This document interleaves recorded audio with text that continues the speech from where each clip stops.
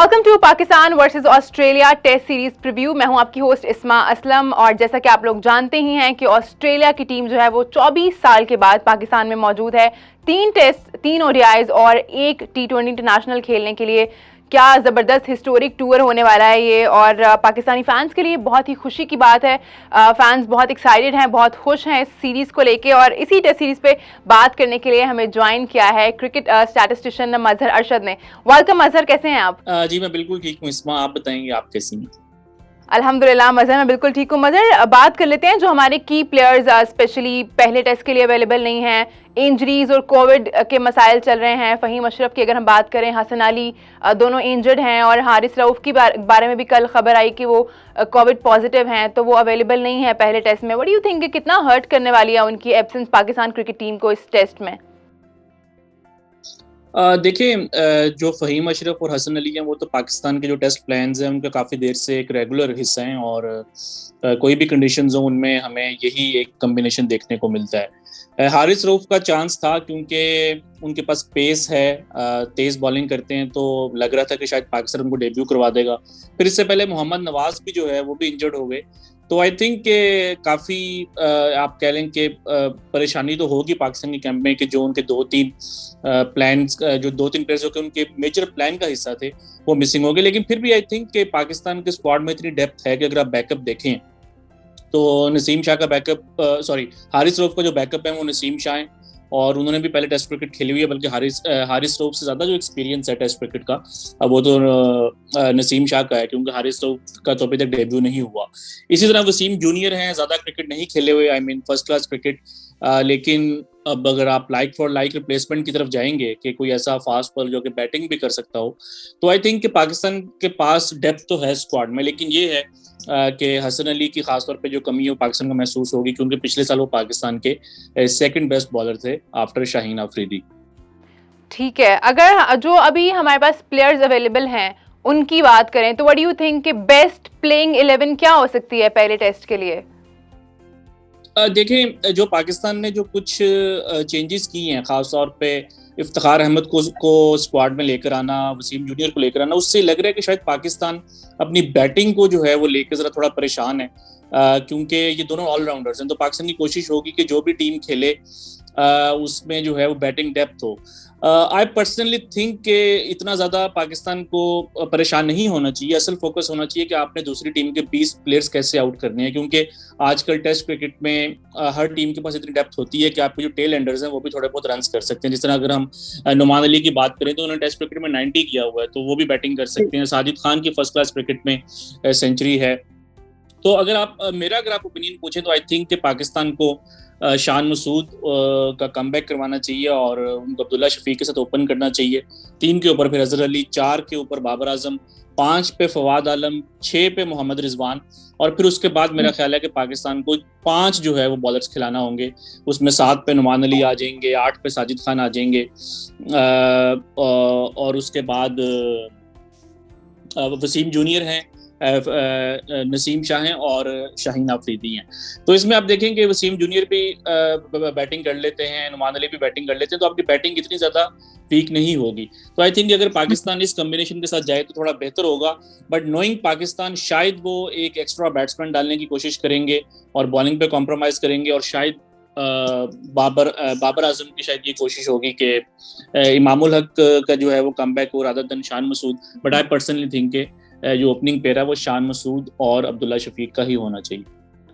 ठीक है, मज़हर, आपने थोड़ी देर पहले बात की थी हसन अली, पिछले साल वो सेकंड हाईएस्ट विकेट टेकर था शाहीन शाह अफरीदी, लेकिन उसके बाद हमने देखा उनकी जो फॉर्म है वो बहुत डिक्लाइन हो गई है।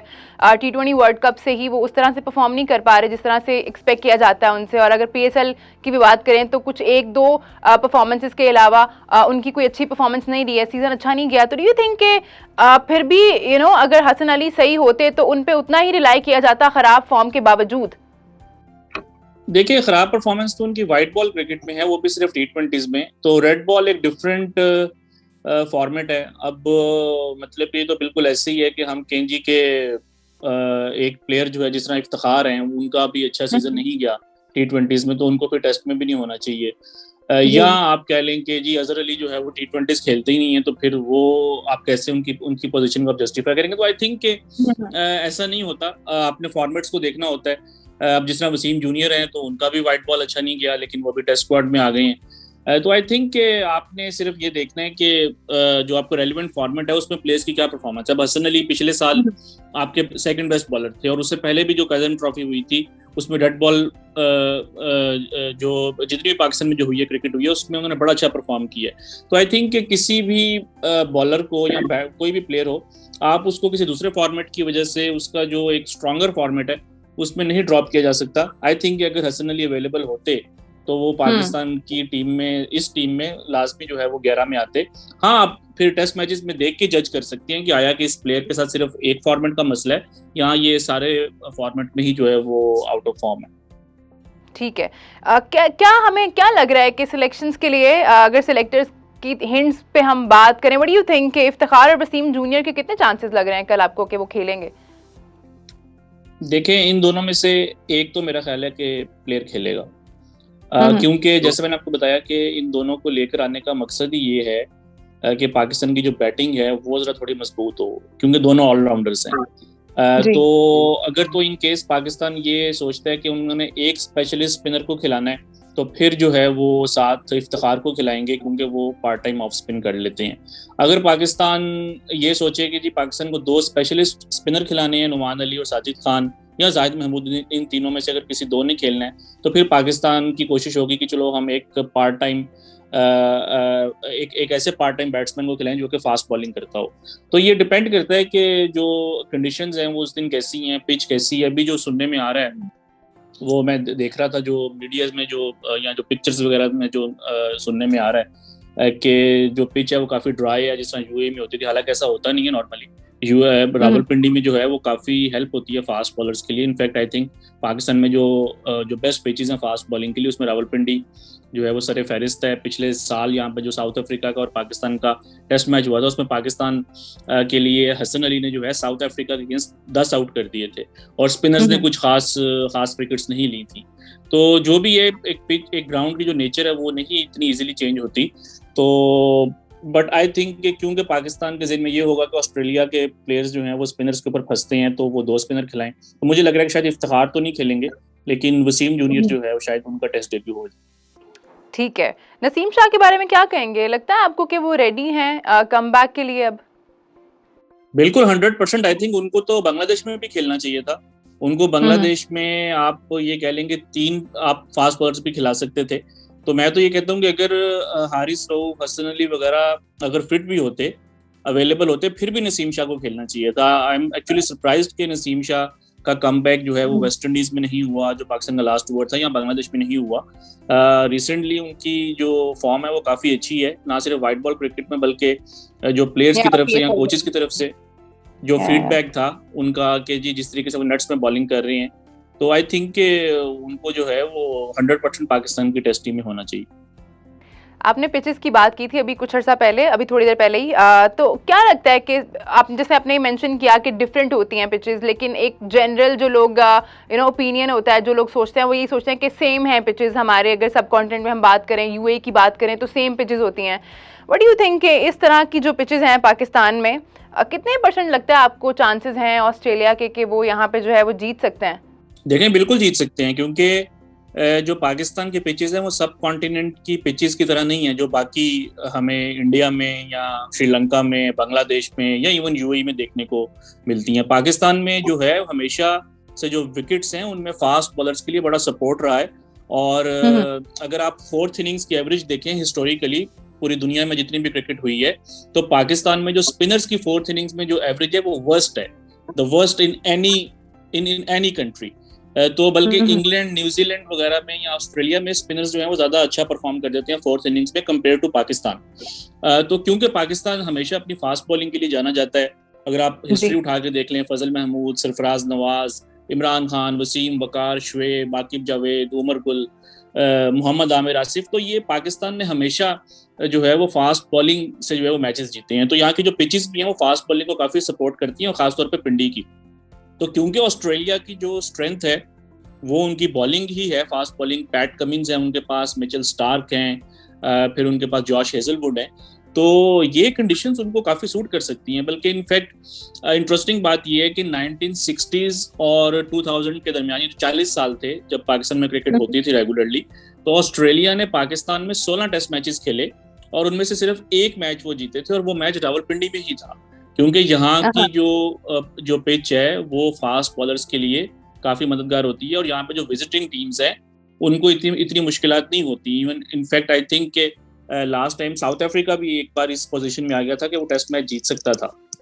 तो आई थिंक के ऑस्ट्रेलिया जो है वो काफी कॉन्फिडेंट होगा, और उनको ये आई एम नॉट श्योर कि उन्होंने अभी तक इस चीज को रियलाइज किया है कि नहीं, लेकिन आई थिंक के ये आप ऑस्ट्रेलिया ये नहीं सोच सकता कि हमारे पास इस तरह की कंडीशंस होंगी जिस तरह की हमें इंडिया में देखने को मिलता है या यूएई में देखने को मिलता है। आई थिंक ये काफी एक इंटरेस्टिंग सीरीज होगी, और पाकिस्तान के लिए, इवन दो कि वो होम टीम है, और पाकिस्तान नॉर्मली जब यूएई में ऑस्ट्रेलिया के साथ खेलता था तो इजीली जीत जाता था। लास्ट टाइम भी पाकिस्तान टेस्ट सीरीज जीत गया था, उससे पहले 2014 में तो 2-0 पाकिस्तान जीता था।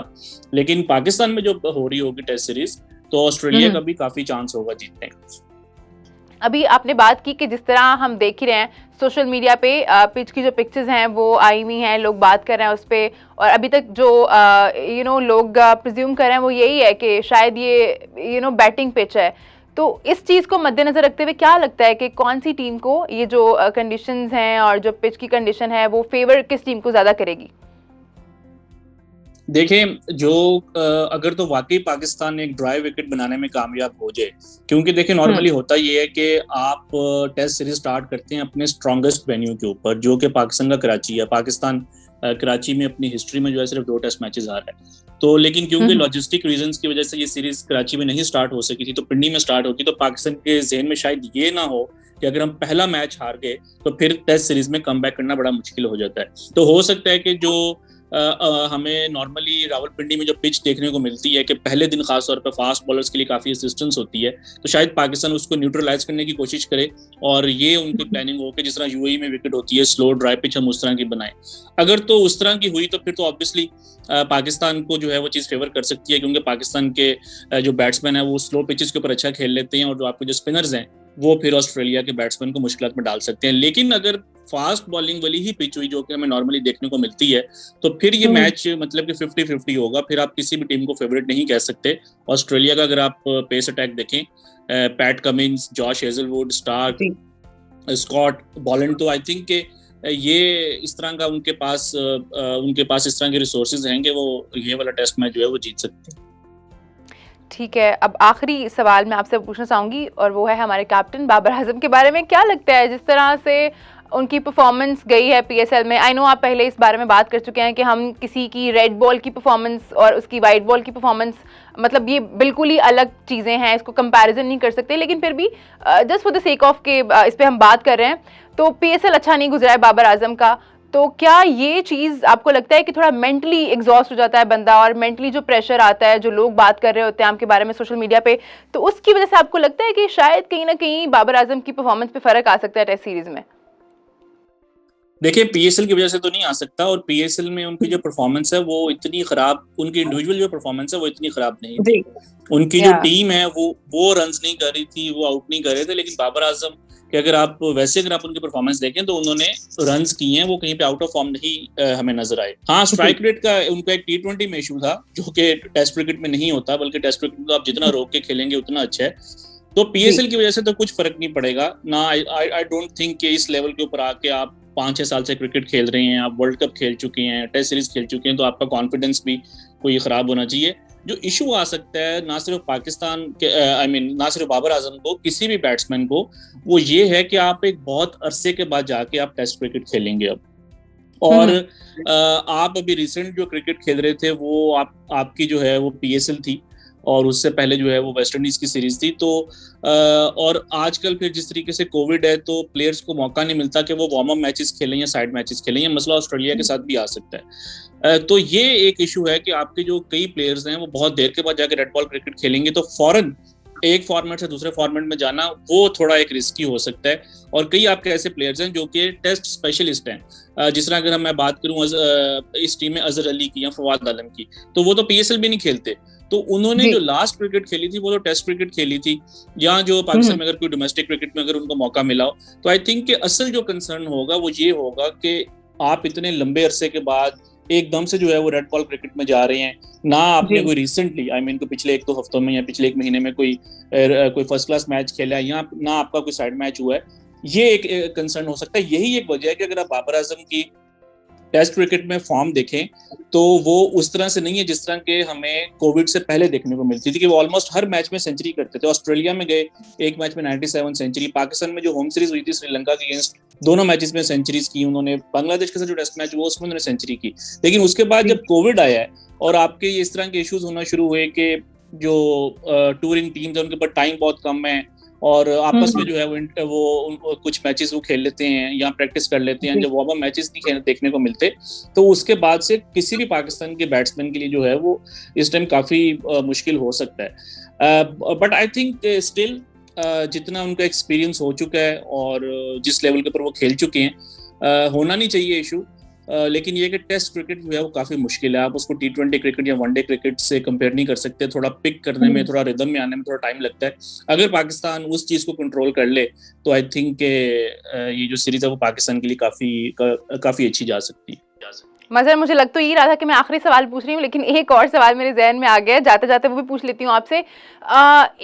ये मतलब कोई क्रिकेट रिलेटेड तो इतनी कोई खास वो टेक्निकल बातें तो नहीं है, लेकिन मैं बस आपका इस बारे में कमेंट लेना चाहूँगी कि जिस तरह ऑस्ट्रेलिया की फुल स्ट्रेंथ टीम आई है, हम देखते थे पहले जो टीम्स आती थी वो अपनी बी टीम भेज देते थे, सी टीम भेज देते थे, लेकिन ये कितनी खुशाइंद बात है पाकिस्तान क्रिकेट के लिए कि फुल स्ट्रेंथ टीम आई है। उसके बाद कुछ ऐसी चीज़ें भी हुई हैं जो हमारे लिए कंसर्न हो सकती थी, लेकिन उस पर भी बैकआउट नहीं किया है और लग तो यही रहा है कि बड़ा ज़बरदस्त टूर होने वाला है ये।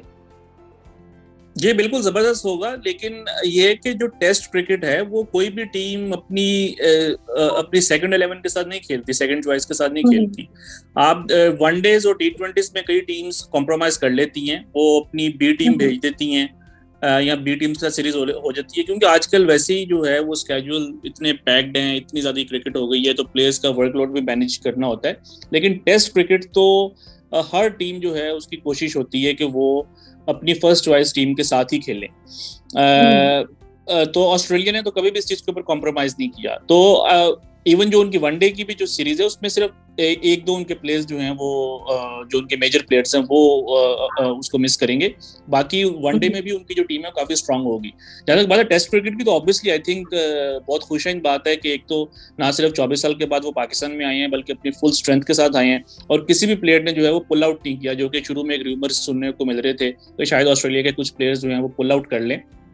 बल्कि अभी तक जो हमने देखा है सब कुछ, अगर आप उन प्लेयर्स के इंस्टाग्राम पे जाएं, उनकी अगर वीडियोस देखें, उनकी स्टोरीज देखें, उनके ट्वीट्स देखें, तो मैं तो काफी हैरान हूं कि वो काफी एक्साइटेड नजर आ रहे हैं। वरना नॉर्मली इस तरह होता है कि जब प्लेयर सब कॉन्टिनेंट में आते हैं, और ये सिर्फ पाकिस्तान नहीं, इंडिया में भी या बांग्लादेश में भी जो विजिटिंग टीम्स आती हैं उनके प्लेयर्स इजीली बाहर जाके घूम फिर नहीं सकते। उसमें मतलब कि इंडिया में तो क्राउड का इशू होता है कि ऑब्वियसली वहाँ पे फैन फॉलोइंग बहुत ज्यादा है, तो प्लेयर्स अगर कहीं पे जाते हैं तो वो क्राउड उनके पीछे आ जाता है। या मतलब कि जिस तरह कोई आप कह लेंगे अगर कोई टीम इंग्लैंड में या ऑस्ट्रेलिया में है तो वो किसी भी शॉपिंग मॉल में आराम से जा सकती है, घूम फिर सकती है। सब कॉन्टिनेंट में ऐसे नहीं होता, खासतौर पर पाकिस्तान, इंडिया और बांग्लादेश में।